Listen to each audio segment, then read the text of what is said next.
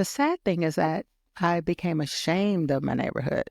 I didn't want my friends from the valley to come to my house. So we were always meet at my other friends' houses who, parents had homes. I lived in an apartment building, so I was just like, that wasn't cool. At least at the time, I thought it wasn't cool. And later on in life, I realized that, it doesn't matter where you come from. It's about the person within. And I learned to embrace who I was and where I came from and my neighborhood and the people in my neighborhood that gave me so many golden nuggets along the way that I wouldn't change it for anything in the world now. My name is Stacey Gunn, and I'm from Keenan and Associates.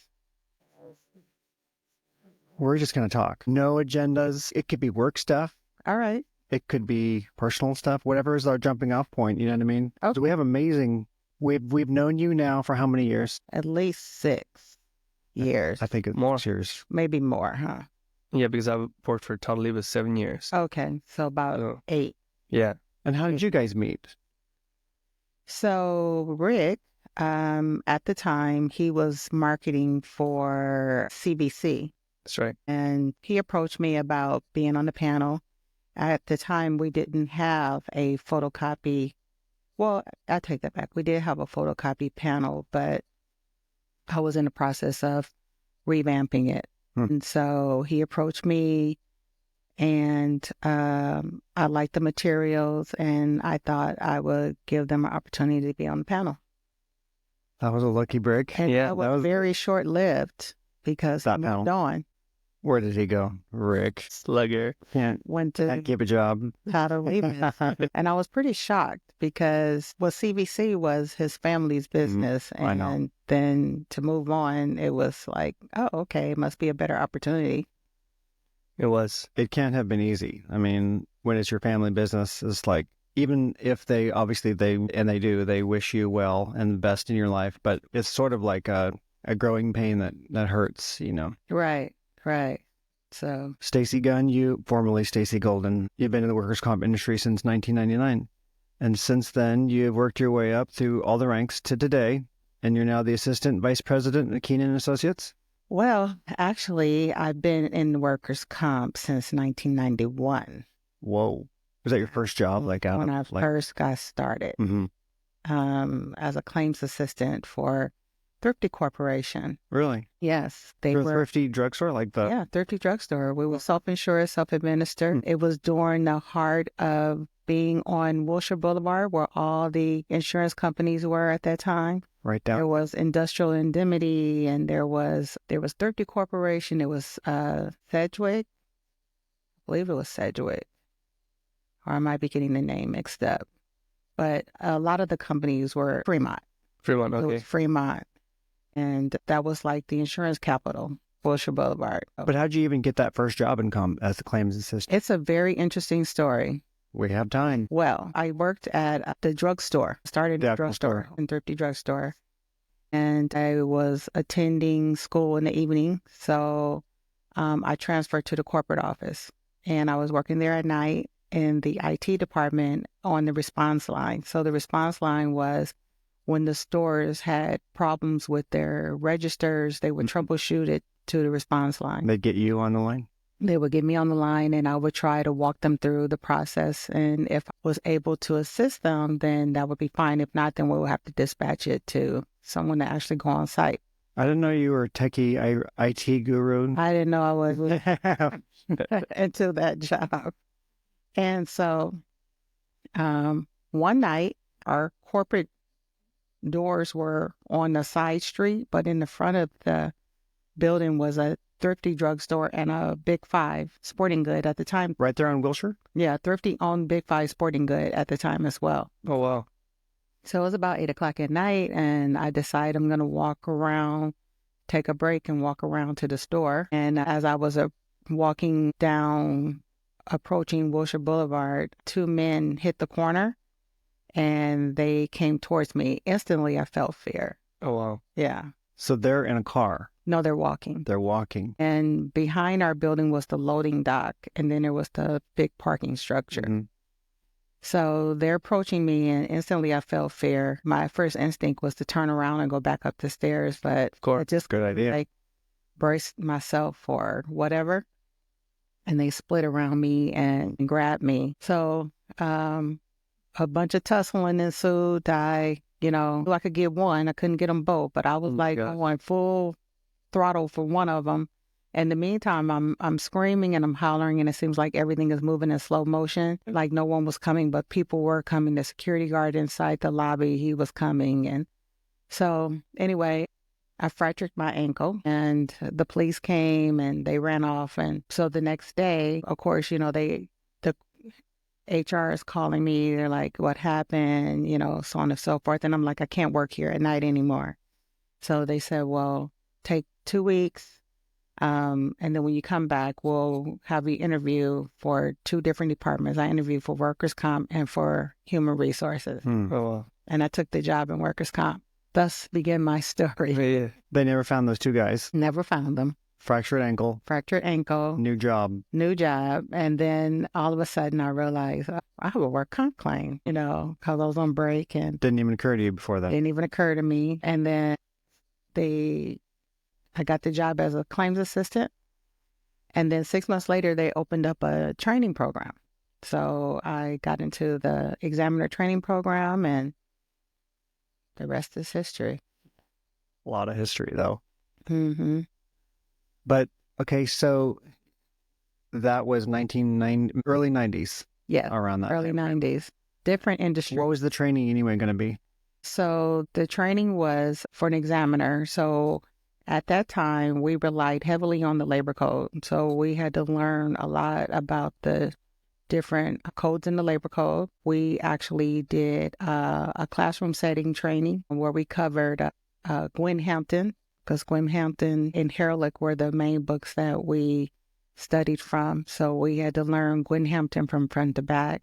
Are those still the standard today? So Well, know that. Michael Sullivan, I believe, bought Gwen Hampton, and it's now Sullivan on comp. Got it. So, basics, how to pay TD, how to pay PD, how to negotiate liens, med legal, dealing with defense attorney, applicant attorneys, just the whole understanding of There's a lot work. to learn. Right, a lot to learn. Rehab was a big thing back then. So you had to learn about rehab. We had a lot of vocational rehab vendors. And then during that time, there was a lot of medical groups. So physicians were with medical groups. Mhm. And they had marketers. And, I always feel like when I got in the industry, it was the end of the good time. Really? Yeah, because What does that mean we're in now then? well, back then they had vendors who just did really crazy things, and I was, Fraud things?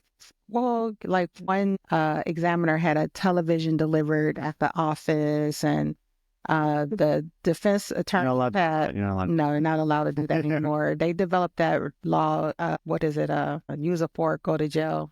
What does that mean? Well, like they stopped vendors for taking examiners to lunches and dinners and things like that. Also, defense attorneys used to have these really huge, just mega parties. One firm used to have a holiday party like at a studio lot, and it was just like Over the top. it was just over the top, but it was just so awesome. Yeah. It was so awesome. And then, of course, like a year after I was in, they just like Stop. came to a complete halt. Party's over, people. Party's over. Stacey's here. No more vendors. Yeah. No more vendors. But Right. I'm probably dating myself talking about this. This is good. Well, this is going to go out. A lot of people have been in the industry, but not as likely as long as you have. But this is good to hear, like the backstory, Yeah. hear the history of it all. It's Yeah. fascinating. It was some good times. And, of course they had to get it under control and regulate it, and What was the craziest thing you ever saw? someone having a television delivered to That was the TV. Yeah. I was Your TV's here. I was like, I bet a lot of people use that vendor see. after that. I want a TV. I want Yeah. a TV.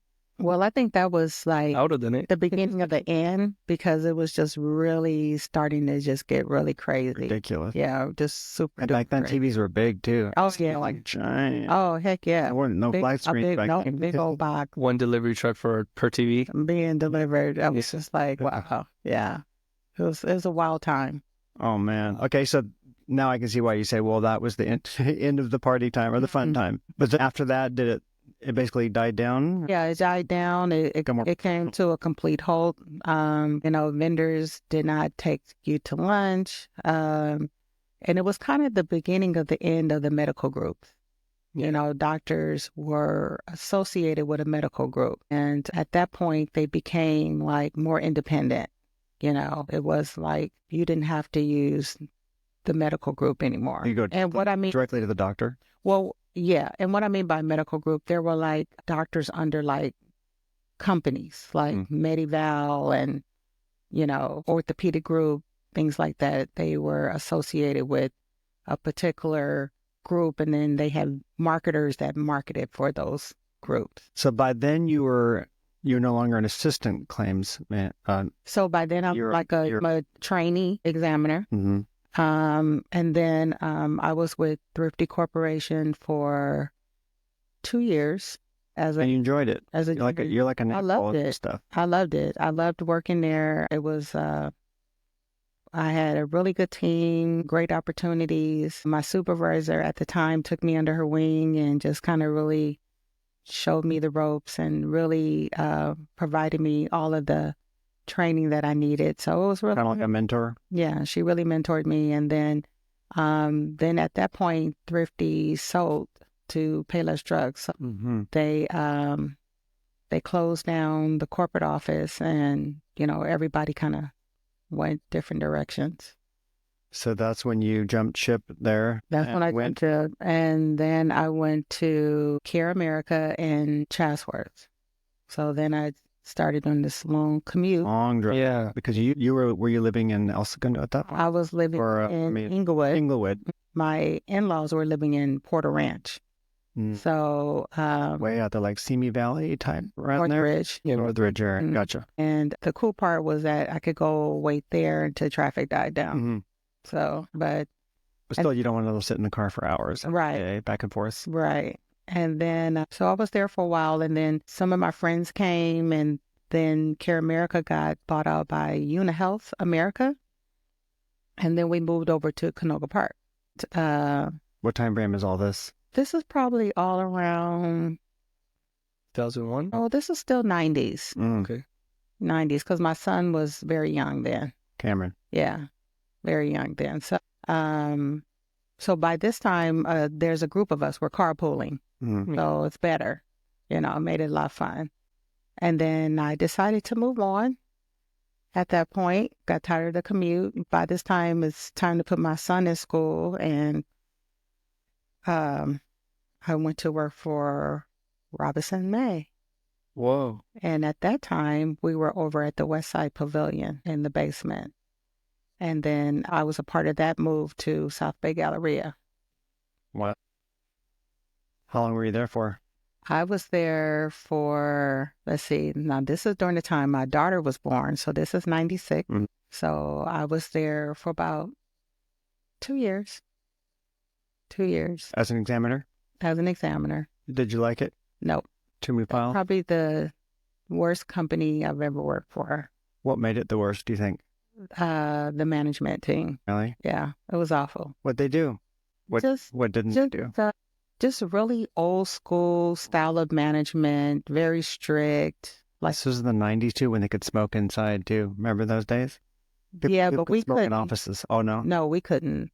But you tried. We couldn't. No, I wasn't a smoker. But we had just moved to the new location at South Bay Galleria, so we couldn't drink coffee at our desk because the manager didn't want anybody to spill coffee. We couldn't eat it. That is old school. He was old school, and I was pregnant, so I used to have to sneak and eat food at my desk. And he was just an awful person, really awful, really mean.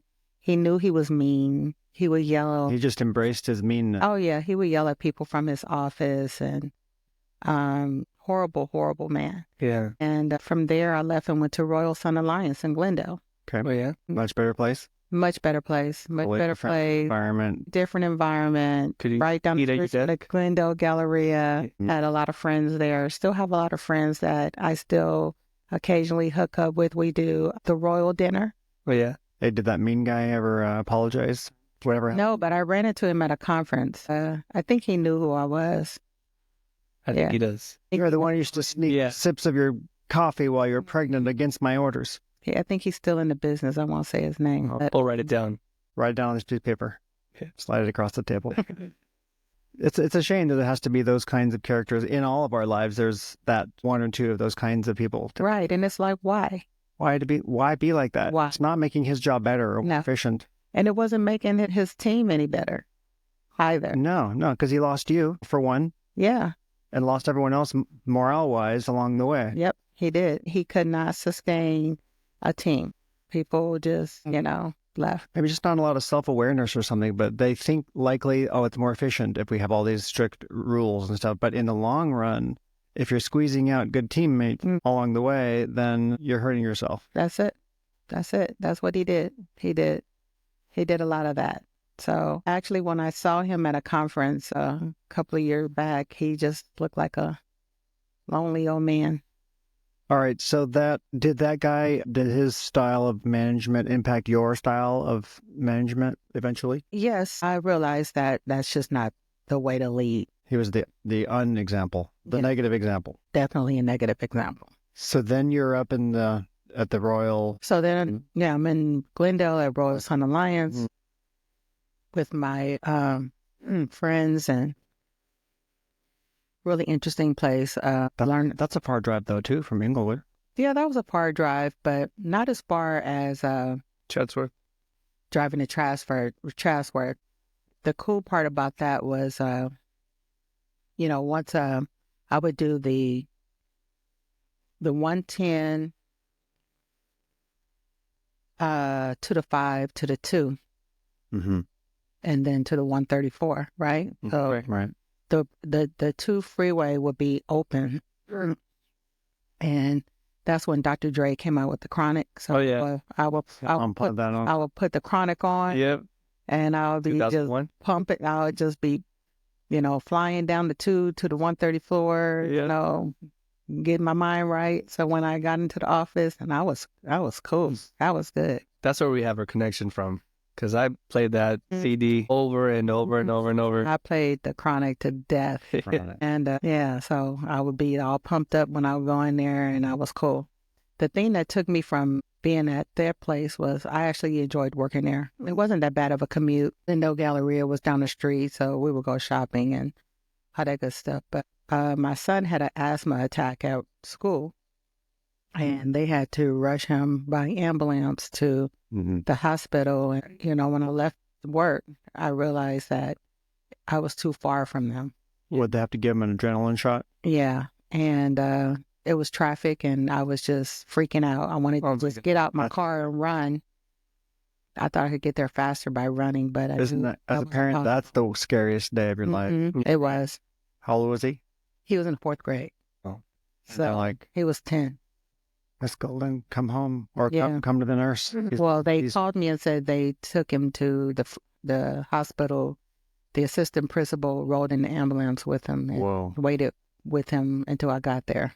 No signs of asthma before that day? Yeah, he had it, but never had that attack. Yeah. What was it, like PE or something like that? Or who knows? I'm not really sure what transpired at school, but he probably was running around playing and, couldn't catch his breath. Yeah, that's how he was wheezing. Yeah, same here. Yeah, and once you can't catch your breath, you really can't catch it, and especially if that's your first one, you panic. Yeah, you seriously panic. You don't know. It's like somebody's sitting on your chest and you can't breathe. Yeah, exactly. Sucks. So it freaked me out, and at that point I was just like, Lord, I need to get a job that's closer to my kids and closer to home. So my manager, my supervisor at Robinson's May was working for AIG, and she called me and said, hey, I have an interview. I have a position here at AIG in Long Beach. Are you interested? And in the meantime, a friend of mine was working at Keenan, and she said, hey, there's a position over here too. So So just like that, 2 opportunities. So I interviewed at AIG in Long Beach, and then I interviewed at Keenan. Keenan finished the background check first. And so what'd they find? They offered me a job.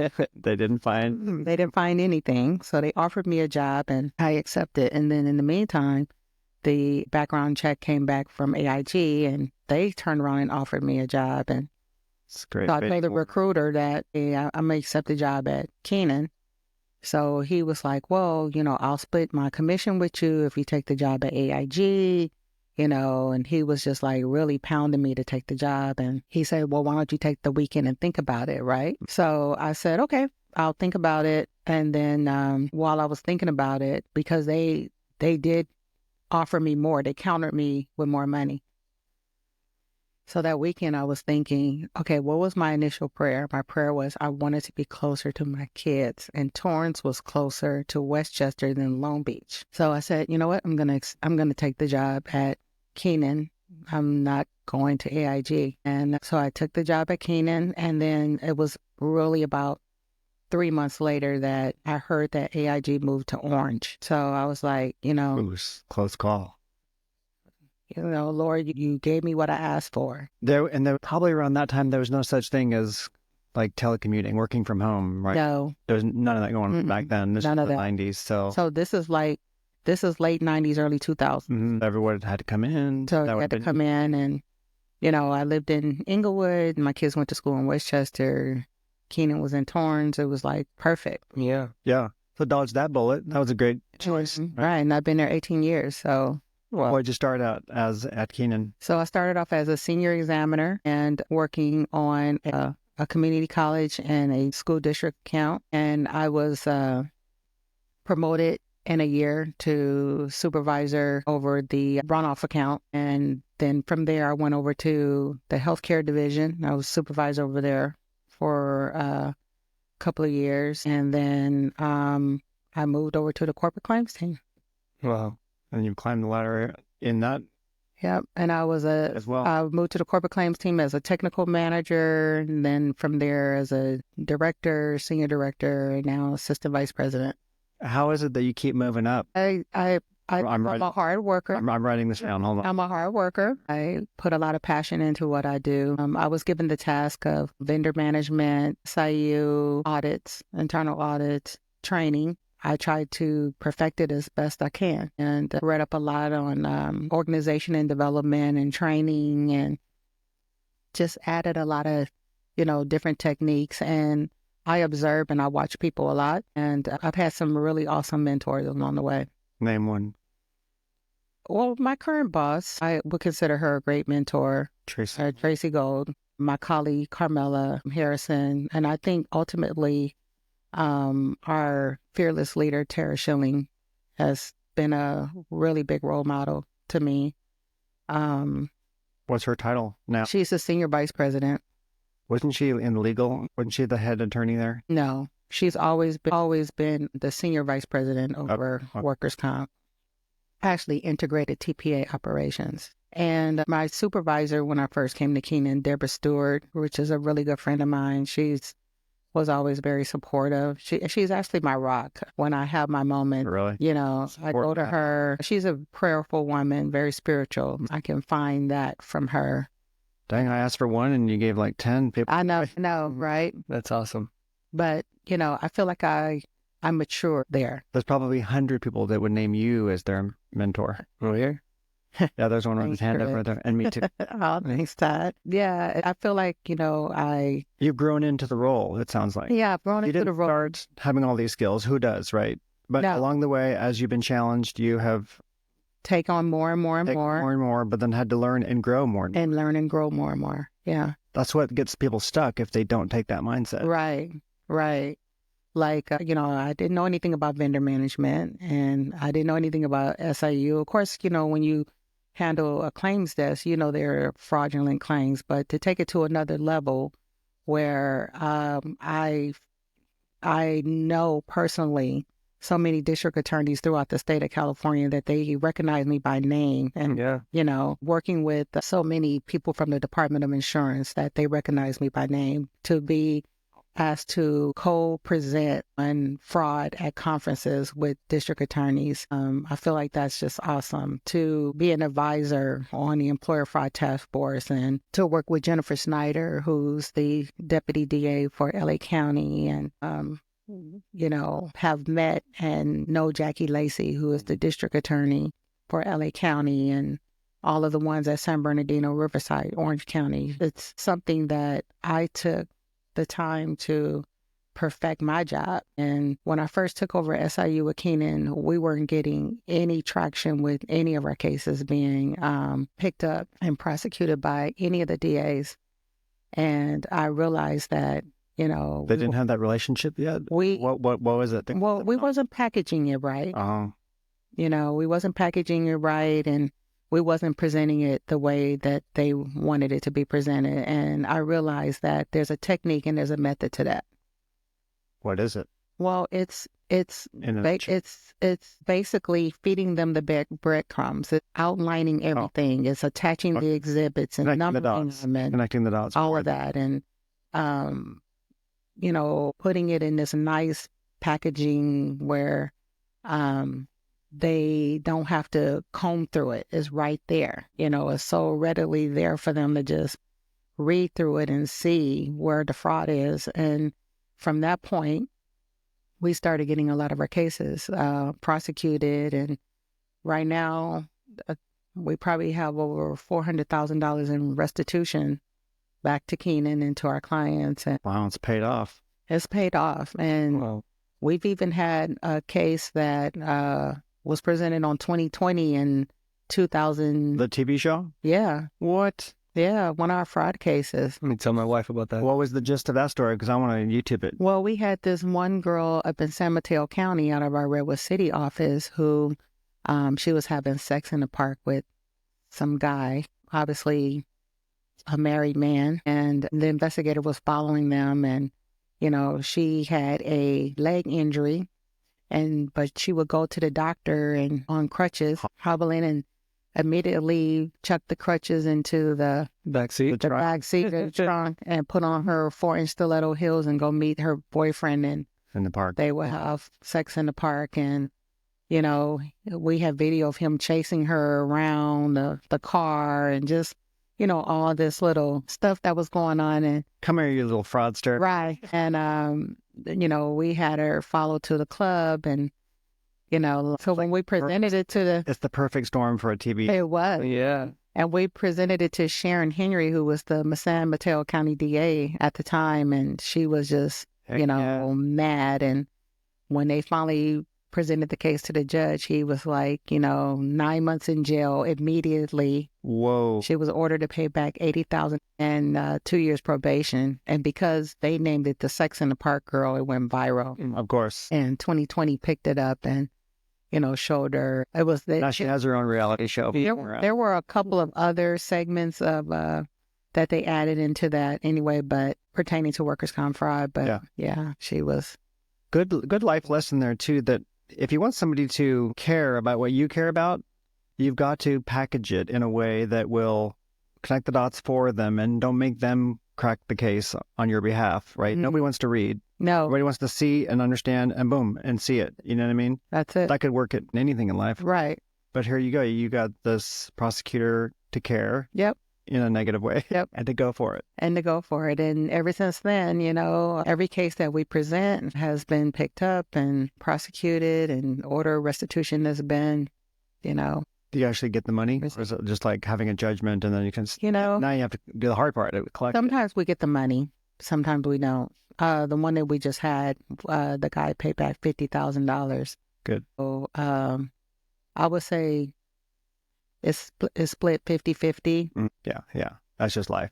But the point was made that this was wrong, and you put your, stake in the sand. Right. And you got the judgment against them. Right. And, or maybe they even did time. Right. Right. Go to jail. And lately we've had a few people that have been doing some jail time. Wow. Insurance fraud is no joke. No, it's not. It's not. I think the insurance commissioner is really trying to send a message that, you commit fraud, you would be prosecuted. Yeah. It's a good lesson. It is. So you grew that department. Oh, you guys didn't even have that really going on because they weren't biting. But now you got that. You also manage the vendor panel. Mm-hmm. What's the hard part about that? All the vendors trying to... Yeah, all the vendors trying to be on the panel. You have to say no. Everybody has a friend that they want to put on the panel. Is it hard for you to say no? No, it's not. Not hard. No. Is it easy? Yes. Because Like saying no? no, Okay. there's a criteria. And just because, you're a new attorney and you just starting off and somebody, that doesn't guarantee you're going to get on the panel. Most of our attorneys, they have to be experienced in educational code in those school districts. And a lot of attorneys don't. Nice. And then, I've just been approached recently about someone wanting me to add, someone that they're marketing to the panel. And I'm like, they have no school district experience whatsoever. I can't. Yeah. They deal a lot with fast food chains. Remember, there was the FOJ. And the FOJ, What Friends of John. Yeah, a lot of that. You had to put a stop to all that stuff. Well, the thing about that was there were a lot of people who were, friends of John Keenan, and I get that. I understand that. But at the end of the day, your work has to stand for itself. Yeah. We got on your panel, and I'm grateful to this day for it. We never took it. We always work for it as if it's every job's on the line. Like, right. You know what I mean? And so, yeah, we're on the panel with you. Thank God. Thank you so much still. And again, we in our minds, we have to keep earning it. It's never like it's a signed, sealed, delivered, done deal for life. And I appreciate that about you all, that you always show up and, you're always putting your best foot forward. I've never had one complaint. So that means a lot. Knock on wood. That means a lot. We're not perfect, but if there are issues and stuff, then we rush right in, right, Rick? We'll drop everything and go. And take care of it. And then fix it forever too. Learn what we did and then learn from it. So that's what you're supposed to do. Yeah. So far so good. Right. And now a podcast. And this podcast is a way to share with other people the amazing stories and people that we've gotten to know. Right. Like you. Thank you. You didn't always have it very easy. You came up from a tough neighborhood.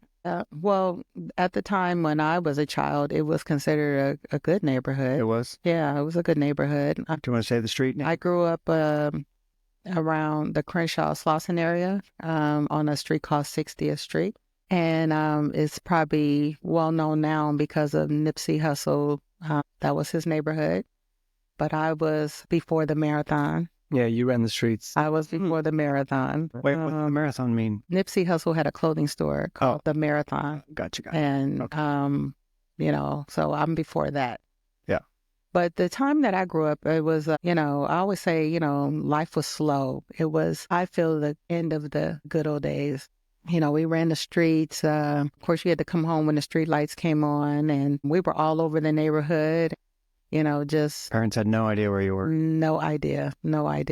Miles away. Miles away from home. No cell phones. No cell phones. Were you on a bike or on foot? Foot, bike, skate. Wherever. Go-karts. We would take shopping carts and make go-karts. Really? Like put a lawnmower engine in or something and make it go? Well, we would take a piece of wood and then 2 pieces of plywood, and we would steal the wheels off the shopping cart, right. And hammer them, and then we would tie a rope, and you would with the rope. I did that too. Yeah, and then you would have to go up to the top of the hill and ride down. Remember the Little Rascals, like the black and white? Yeah, I remember Little Rascals. That's you guys.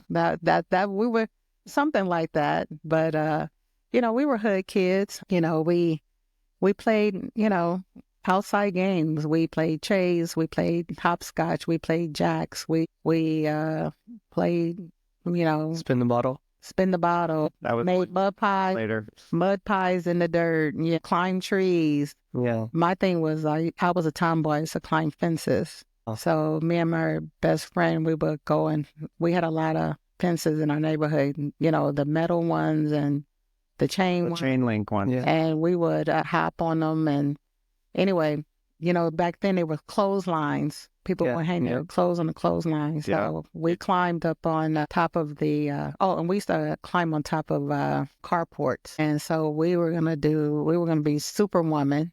And so I was going to jump down from the carport, swing on the clothesline, and cross over Great idea. the chain link fence. What could go wrong? Yeah. I ripped my leg. I don't know. I was just a little too short. On the inside. Yeah. On the inside. Just ripped it. Oh, right on the leg. And we tried to, I mean, I was screaming and hollering, but we went to the back of her house and tried to, nurse me up and fix it up. And it just kept bleeding. So finally, I was like, I think I better go home. And of course, my mother was like, oh my God, you could have got gangrene. You could have did this. Did you get stitches? Yeah, I had to get stitches. Yeah. And then another time I got hit by a car. Oh, man. Yeah. I thought this was the idyllic childhood, and now it's stitches and car. I got hit by a car, missed like almost that second half of second grade. Because you were in the hospital so long? Why'd you? Yeah, I couldn't walk for a long time. I just had some kind of paralysis with my legs and just couldn't. From the car accident? Mm-hmm. What happened? Just the car comes out of the blue and hits you? Yeah, he said I didn't look both ways. I probably didn't. I just ran across the street And trying to get over to my friend's house. Yeah, and back then you could get away with telling a kid, hey, you didn't look both ways. Well, he was in a Volkswagen.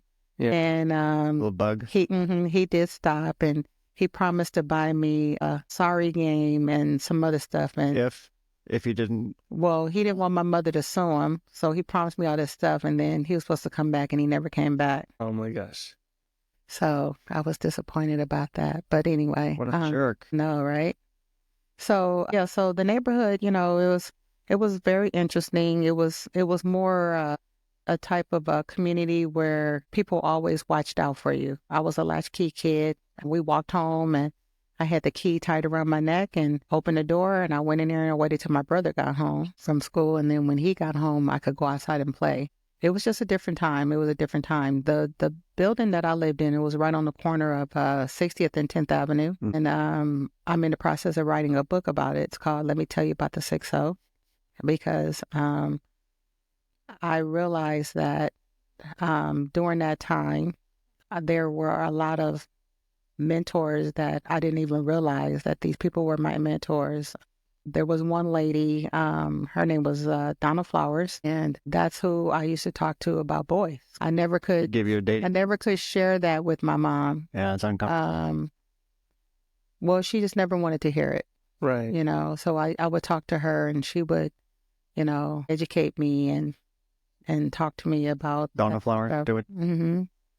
And then I had another mentor, Sue Spears, taught me about, my hair, and she was just a very classy lady. And, whenever she stepped out, she was always put together. And I was like, I want to be like that. Yeah. And I would pick up things from her. And then there was another person that lived in our building. Her name was Sabrina Tate. And, she was just very popular. She was a high school cheerleader.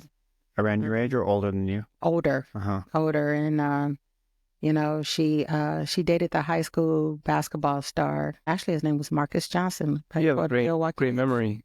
Remember all these names. Yeah. And I knew that, but I liked the way she carried herself. Her parents were very strict, but she was very popular and very outgoing. And was like, when I get to high school, I want to be like that. I want to be like that. I want to be the popular girl. And and I actually was. I took a little bit of Sue's style, dressing, and Sabrina's personality.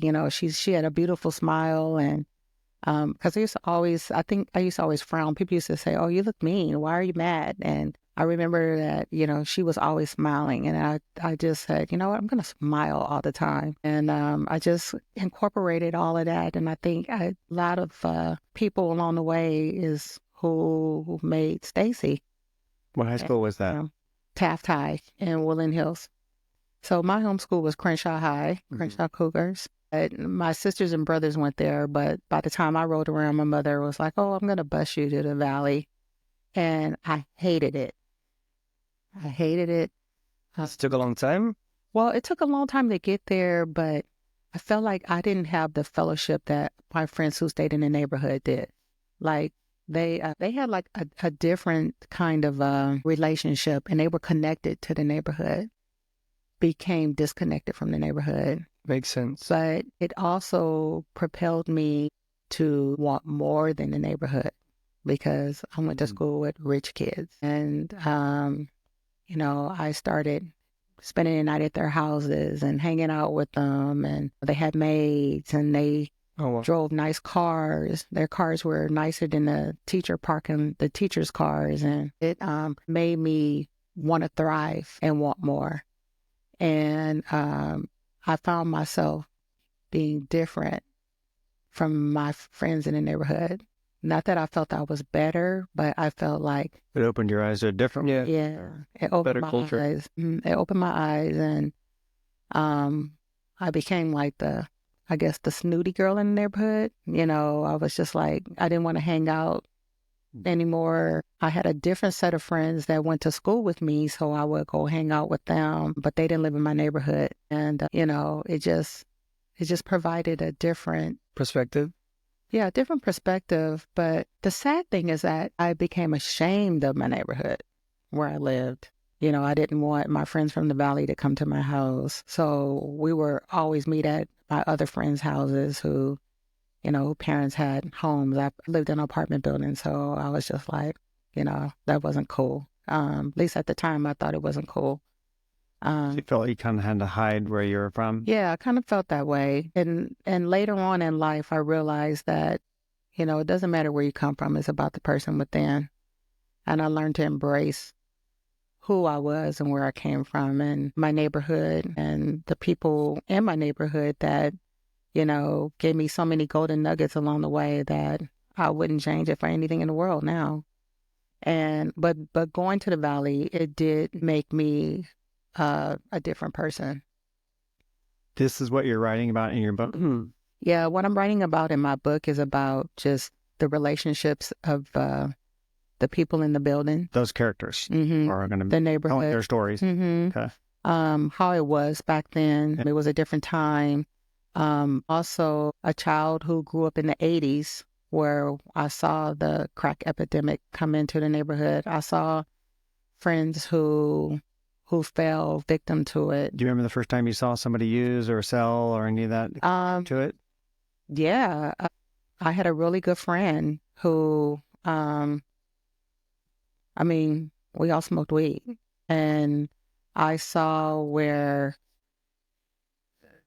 she started taking it to a different level, and I was presented with it. And my biggest fear was my mother.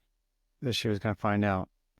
Well, I never wanted to disappoint her, and I was always fearful of her, because my brother he fell victim to the crack epidemic, and I saw what it did to him, and I saw what it did to her trying to save him. And I was like, I don't never want to hurt her like that. And when I saw my friend slowly declining, where, to the point to just do anything for it, it was very hurtful. And I had to break off that relationship because I had a car at the time and I know it was her who broke in my car. What'd she steal? I had a radio. Well, yeah, the pull-out radios. And then I used to keep a lot of change in my car. So my radio was gone and my change. And then there was a guy who lived across the street that we were friends since kindergarten. I saw him become a rolling 60, a hardcore gangbanger. I was still the only one that could call him by his government name. We just had that relationship, but I saw... How did your brother, did he finally pull out of all that stuff? Oh, yeah, he did. My mother was a praying woman.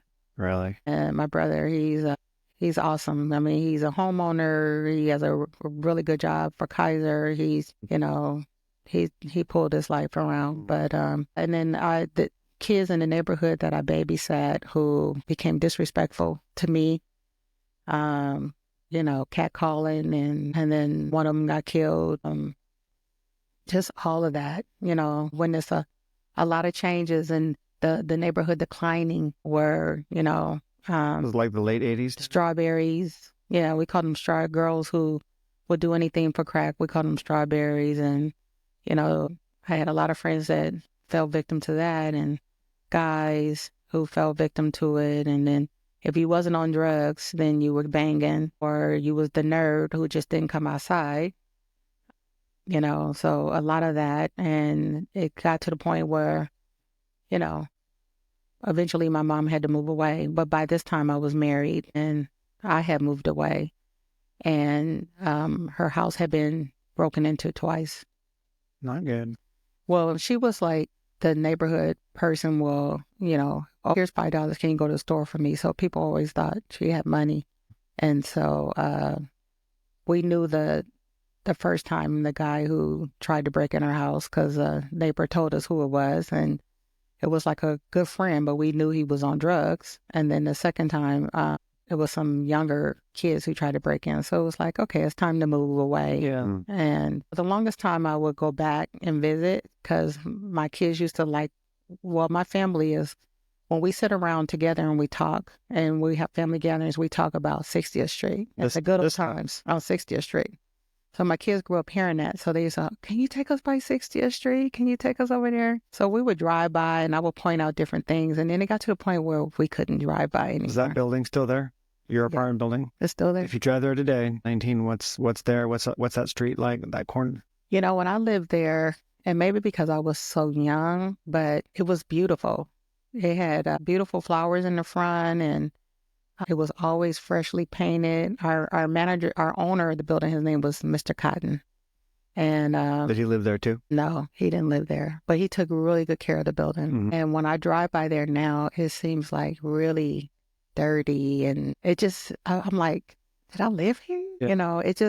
It doesn't even Lifetime seem ago. like my neighborhood, You kind of want to keep that in your memory. Yeah, it seems like a different place. It has a wrought iron gate around it now, but It's all locked. it just looks unkept. Yeah.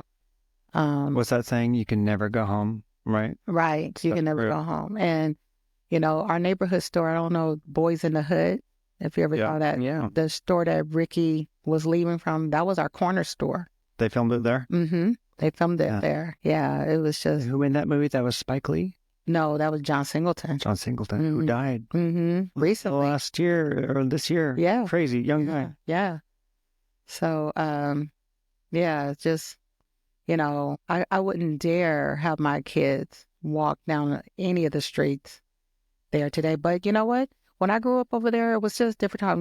The Strawberries, Daryl Strawberry, the baseball player, lived down the street. It was like, the turnip seeds. It was just the Moores, the Rochelles, it was just so many families, In your book, are you going back to each of the people that you can find now and interviewing them for the stories, or are you just writing from memory, or what are you doing? Well, actually, when I was in Atlanta this past summer, one of my close friends who I grew up with, who lives in Atlanta now, I talked to her mom. Her mom and my mom were very good friends, and she actually, said some things that I had totally forgotten about. And I was like, wow, so I had to write that down. Good thing you are. You're the historian of the neighborhood. Yeah, right? I feel like I am.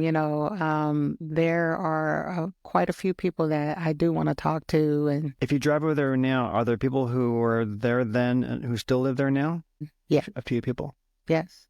That's got to be a trip. That's yes. 30 years or whatever, 20 years. You know what's so crazy is when we first moved over there was a guy who, well, actually, his name is Ray Flowers. It's Donna Flowers' son. He had this Volkswagen Bug. It was white. He wiped that car down every morning when he left and every evening when he got home. We could not play around the car. We were afraid to play around his car. Then he got a Regal, a Buick Regal. Same thing. He will wipe it down. In the morning, you'll hear him, turn it on, warming it up, wiping it down. He would come home, wipe it down. We knew not to go nowhere near that car. Yeah. Right. And I saw his decline. I saw he get caught. It all stems back to drugs. Yeah. And he's like the kingpin of the building over there now. He's still there. He's never left. And it's sad to me that somebody who was so promising and who just had so much hope and who just cared about so much, just lost it. And I even remember our neighborhood drug dealer, how he just emerged. He had this little house and it just became like this big old fabulous house. And I was like, dang. Yeah.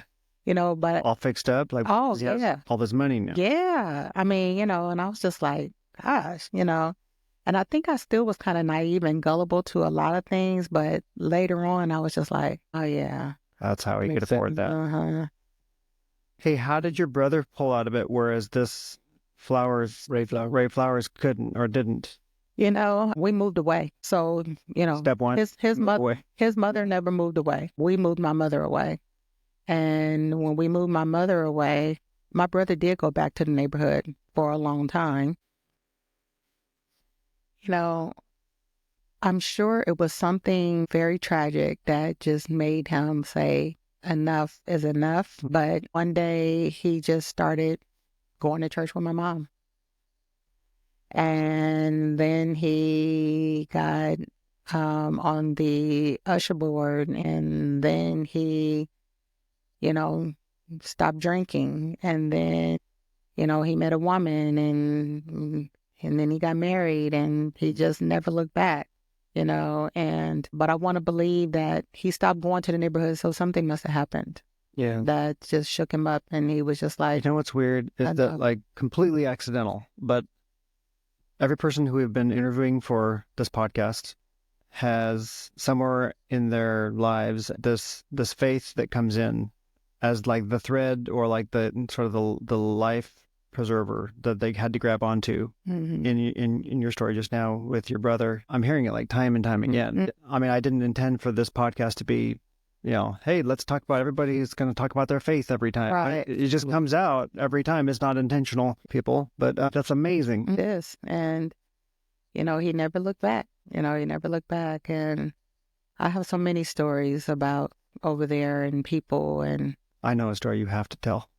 Which one? The babysitter story. Oh my God. Okay, this gives me chills every time. No joke. So I'm sitting down already. When I was 4 and my niece was 3, we had this evil babysitter.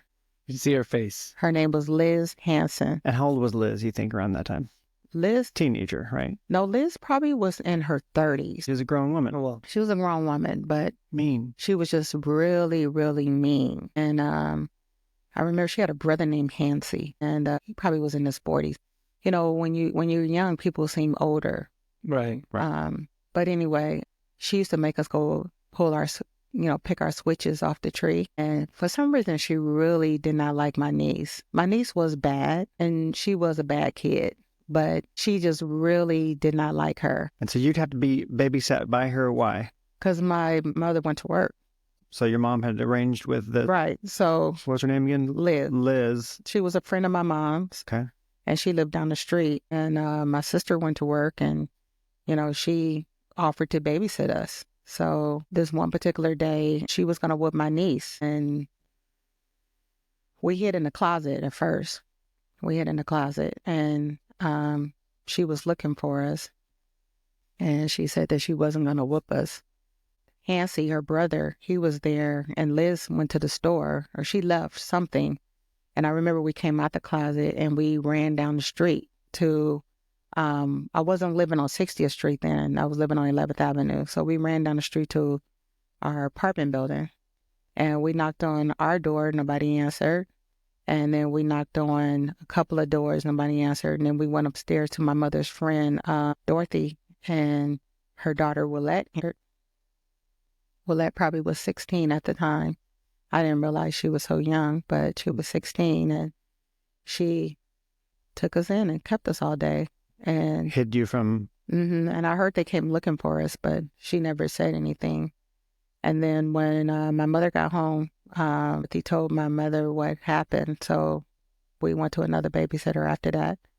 After that, we went to Ann down on the other end of the street, and she made us pray all day. We had to pray for everything. We were constantly praying at her house. You want a drink of water? Pray for it first. We were praying all day, but she was sweet. She was just very religious, so we prayed all day. Dorothy had 5 daughters, and all of a sudden, Willette was just gone, and no explanation. No explanation. Apparently, everybody else knew, but a 4-year-old, 5-year-old, we didn't know. And for years, just, they never just talked about her. It was like... Who was that? Then it's like... it just never came up. It just never came up. They never talked about her. And I always remembered her. I always remembered her name. So fast forward to the future, I'm dating my husband now, and we're talking, about just, childhood things and different things. And he was telling me about how he had this really good friend, Bruce, and, how that was his mentor. And Marcus's mentor is Bruce. at the time, it was his mentor. He was like, oh, yeah, and, Bruce's mom, Willette. And I was like, Willette? It's a unique name. Right. And I was like, Willette? I said, that's interesting. I said, does he have any aunties, or does she have any sisters? And he was like, yeah, he has a lot of aunties. And I'm like, really? And he's like, yeah. And he said, I said, text him and ask him if one of his aunts named Sandra and Dina and Sylvia and Clara, and he was like, yeah. And I'm like, oh my God, are you serious? And he's like, yeah. And I'm like, oh my gosh. And I'm just like, what? So we get on the phone and, and I'm talking to Bruce and I'm like, oh my God, your mom saved me and my niece from our babysitter, Liz. And I went on to tell him the story. I said, your grandmother, Dorothy, was my mom's good friend. He didn't really have a relationship with Dorothy. Oh, man. What are the chances, right? He's talking to me about, his grandma and everything. And I'm just like, wow, who would have thought after all these years that we would come full circle? And apparently, his mom was pregnant with him at the time. So Willette was when she was 16, she happened to be pregnant. You didn't know, but that's why she got sent away. Because back then that's what they did. That's when girls got pregnant young, they sent them to, Big Mama down south or somewhere, and that's what happened. And, here we are. Yeah. Years later. And it was just like. But this was in the 80s. Or what time frame was that? No. When you were 4-ish. I was 5. This is 70s. Okay, 70s. Now we're fast forwarding to about a few years ago. Just about 5 years ago. Like 40 years later. Yeah. Yeah. And here we are. And so I told him, I said, I never thanked your mom. And so I said, I would like to thank your mom for doing that. I said, I never forgot that. Never forgot it. It's like it's so vivid in my memory. It's like just, yeah. And I got an opportunity to thank her for taking us in. Still around. Mm-hmm. For taking us in. Does she remember that day? She doesn't remember. See, it's like. She doesn't remember, but I remember it. It was scarring on your... Yeah, it was. And, I was like, dang, we were really being abused. That was child abuse. Yeah. By the babysitter, but back then it's like, it was one of those things. But she was a horrible, horrible person. And that really was abuse, the way she whipped us all the time. So. Of all the billions of people out there. We would cross paths. Wow. We crossed paths, and I got a chance to thank her for that. And you have a wonderful memory too. Season. How do you keep your memory so sharp? I don't know. It's just, is it genetic? Is it some vitamins? It's so many things that have happened in my life that I think I've just stored it. My childhood was, some people would say, oh yeah, I lived that too. But to me, where I am today in my life, everything led me to who I am today.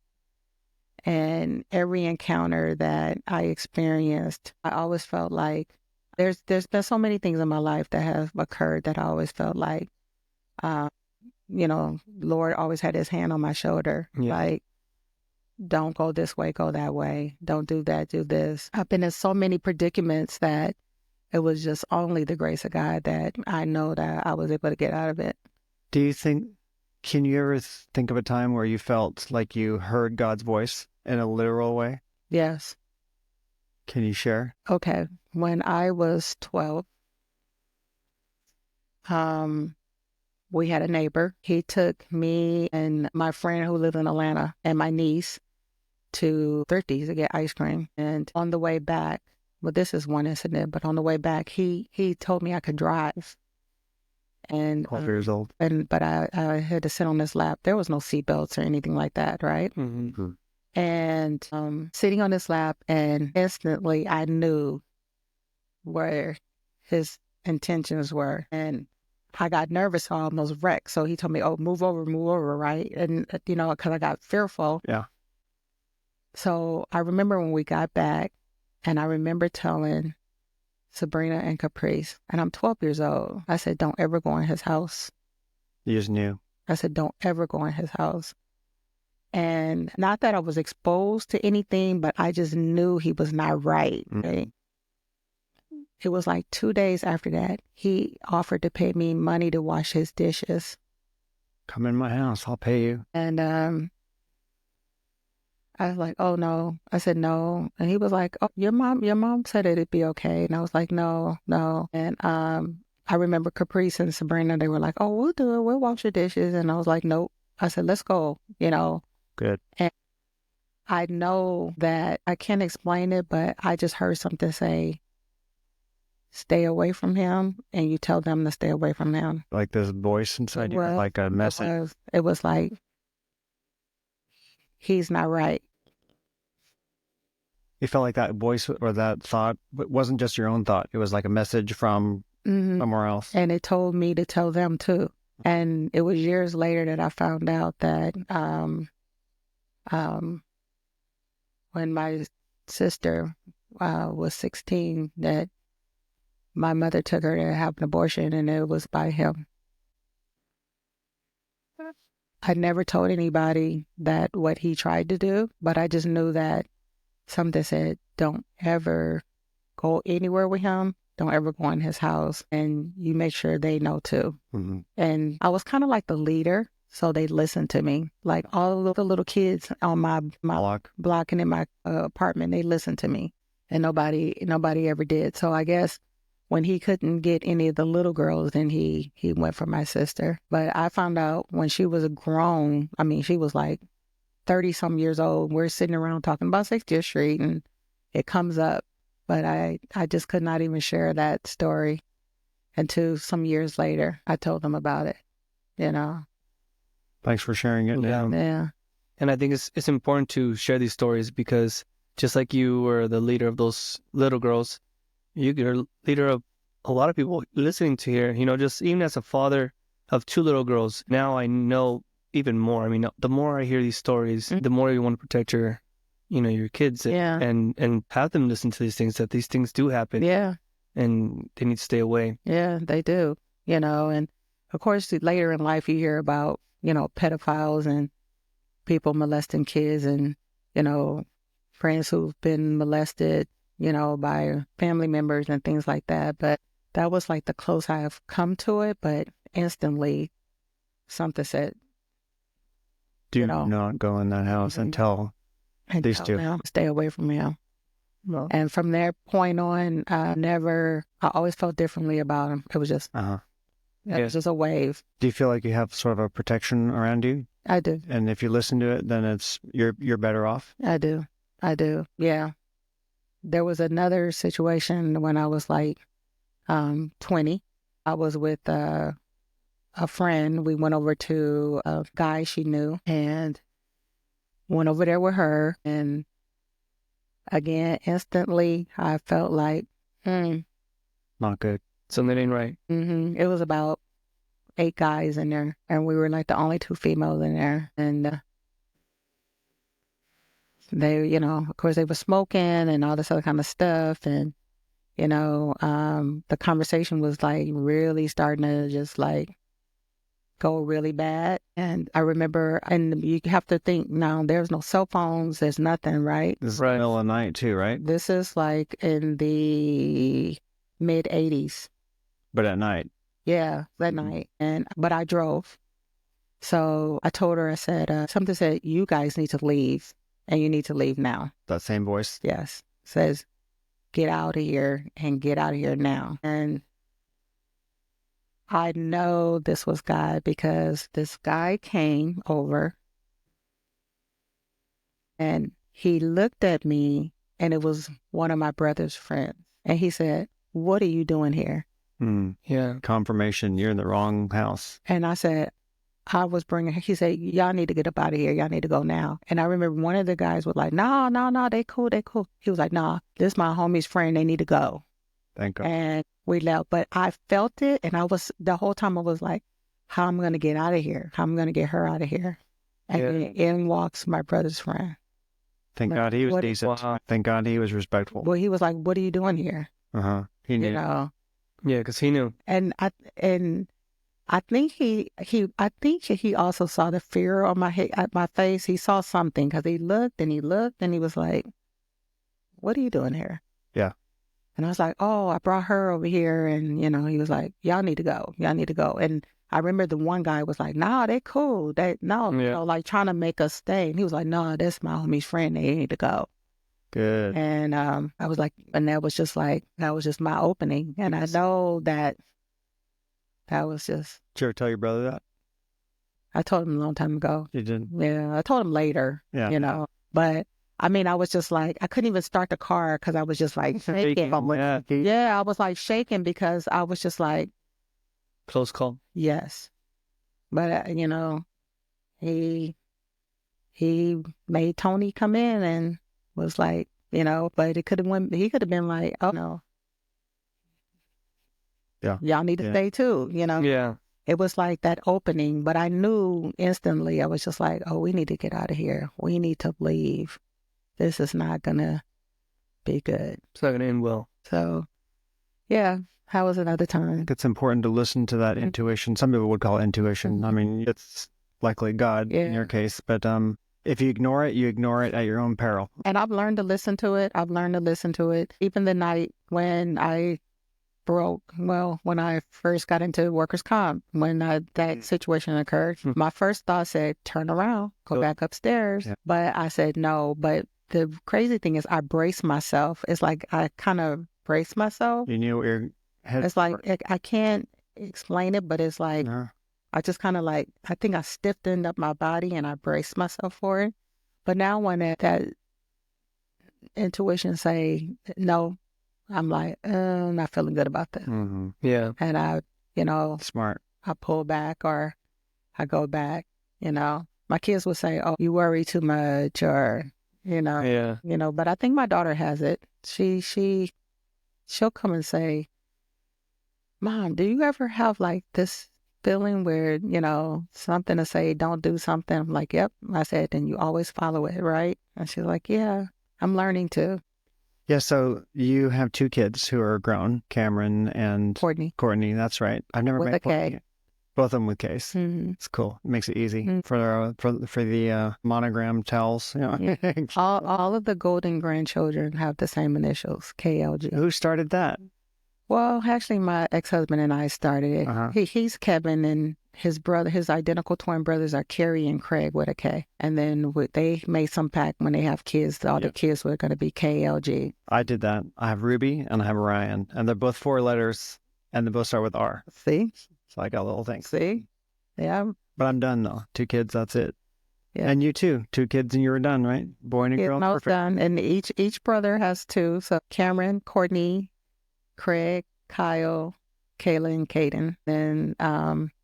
And then I have a stepdaughter, Brooklyn. Didn't know that. Yeah, Brooklyn, 9 years old. No, I did know that.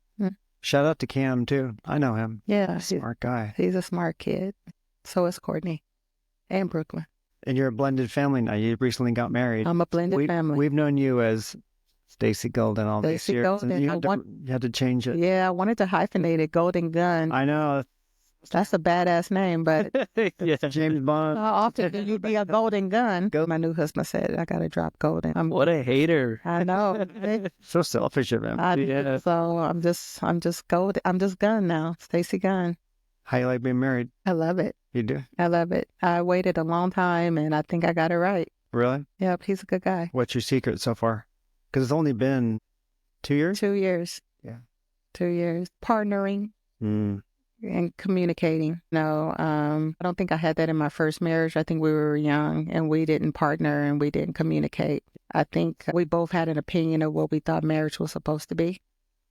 And now we're best friends. We're good friends. Amazing. Yeah. So this marriage, because of time and maturity and more tools, is likely a whole different ballpark than the first yeah. marriage. Oh, yeah. Oh, yeah.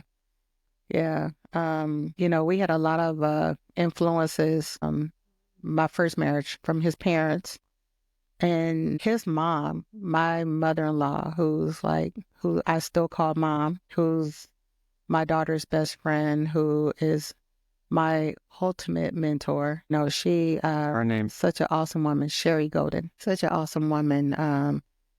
Just totally gave me a whole different mindset on raising children and what to expect and being nurturing and things like that. I always said my kids had the best of both worlds. They had grandma that took them places and shopped for them. I taught them the refiner things in life, and then they had the old school Southern grandma that cooked the big meals and baked for them, and so they had both styles of grandmother. Are they around anymore, or no? They pass on. My mom is deceased, but they still have their grandmother, their dad's grandma. Mm-hmm. They have a big family too. Yeah, 7 of us. Yeah. How many siblings are there? Is that the 7? I have 4 sisters and 2 brothers. Whoa. Mm-hmm. All living around here somewhere? Yeah, I have one sister that lives in Riverside, but we're all pretty local. Yep. Amazing. We're all really close. They must be super proud of you. And we're all close. Yeah, they are. They are. Yeah. Do they know what's going on and like how you've gone so far in your chosen field? Yeah, they know. I'm the baby, so yeah, they're proud of their little sister. But we're all very supportive of each other. We're very close. I have a niece that's 3 months older than me, and she was more like my sibling than my own sibling. This is the niece from the story with the babysitter. No, Different niece. Yeah, that's a different niece. My niece that's close to me, she has MS. She lives in Irvine. Yeah, but we are all very close. All very close. That's one thing my mother, she may not have never had like a lot of money, but her legacy was big Sunday dinners and everybody came over and we sat around the table and we talked about 60th Street and we talked about life and and that's what we did. Every Sunday we went to my mother's house, everybody, and it was never a set time. You can just show up when you show up, but those kind of traditions are really cool. I think it's important to keep those things alive. Mm-hmm. That's what we did. Mm-hmm. Hey, when's that book going to come out, you think? No pressure, but what's the plan? Hopefully next year. Hope to Christmas 2020. Maybe. Gives you a year and a half or a year and 3 months to. Yeah, I all the research is in my head, right? It's just talking to people and pulling it together. But what about just dictating it and then having somebody else transcribe it? Yeah, actually, my husband bought me one. He did? Dictaphone. Yeah. And then a friend of mine turned around and bought me one. So I said, okay, I get the hint. I think it's a good idea. I mean, I'm like, I get the hint. Okay. Create the outline, bullet point form, and then just sit down, carve out an hour per point, and just record, send it off and then edit it all later. Yeah. I'm excited about it. So I'm going to write a book on your life. Okay. You've been a great guest. I knew you would be. You've always been so inspiring and so warm and so heartfelt with us. I'm just grateful that you were willing to carve out some time and share it with us today. Well, I feel honored that you guys asked me.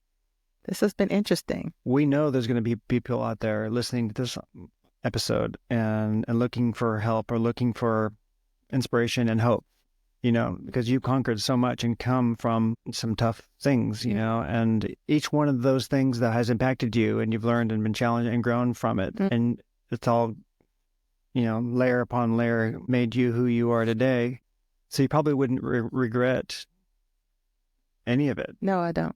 I don't regret where I came from. I don't regret my parents and my siblings, the courses I've taken. I think it's all led me to who I am today. And I'm proud of it.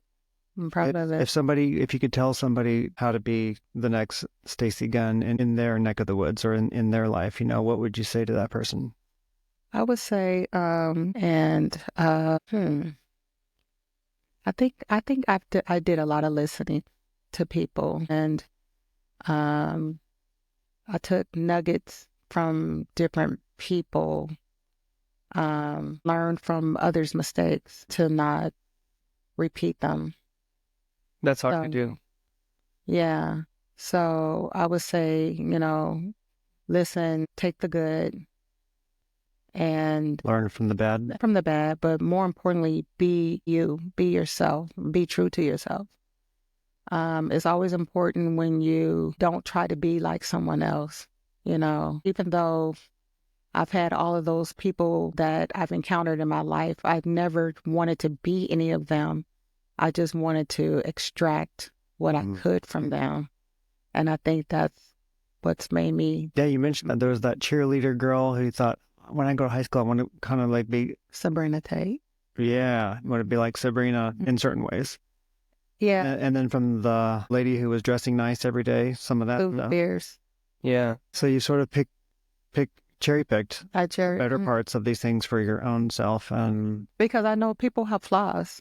Yeah. And even though they all had something that I liked, I knew that they had flaws. Sabrina had a baby when she was 18. Yeah. They all have flaws. Yeah. And I just said, there were just some things about them that I did not like, but there were a lot of things about them I did like. Yeah. I see it like, as you described this, I see it like making a meal, right? Mm. You want to make that perfect chicken salad. You pick out your salad, your lettuce, and you cut out the good pieces, and you get the lemon, and you don't want to use the whole lemon. Why throw the whole lemon? It's going to ruin the whole meal. Mm. So you just squeeze the good stuff Yeah. and you make that perfect chicken salad. Yeah, and like I said, I was always true to me. I always knew my limits and my expectations and what I wanted. Sabrina was super pretty, and there was a lot of things that came easy to her. So I knew that in my mind I wasn't super pretty, but I knew that I loved the way she smiled all the time. So I like, okay, I'm just gonna smile all the time. So I just stayed true to me. do you still try and smile all the time? Or I do. you do? Mm. Is it an intentional thing, or has it now become so second nature that Now it's just you're always smiling? right now. I didn't know that you Now telling yourself to remind. Now it's just second nature. I mean, Yeah. I just do it all the time now, And my daughter always says, "Oh, Mom, I have your smile," so. Yeah. People used to say that I always look so like I'm deep in thought, or I'm mean, or conceited. Mhm. I have this resting mean face. Mhm. And so now I try and remember to, hey, relax your eyes or something like that. I mean, it's kind of tiring. I'll just look mean. It's fine. Yeah, so, well, thank you guys. Well, Stacey Gunn, thank you so much for being on the TOA Storytellers podcast. Wow, thanks.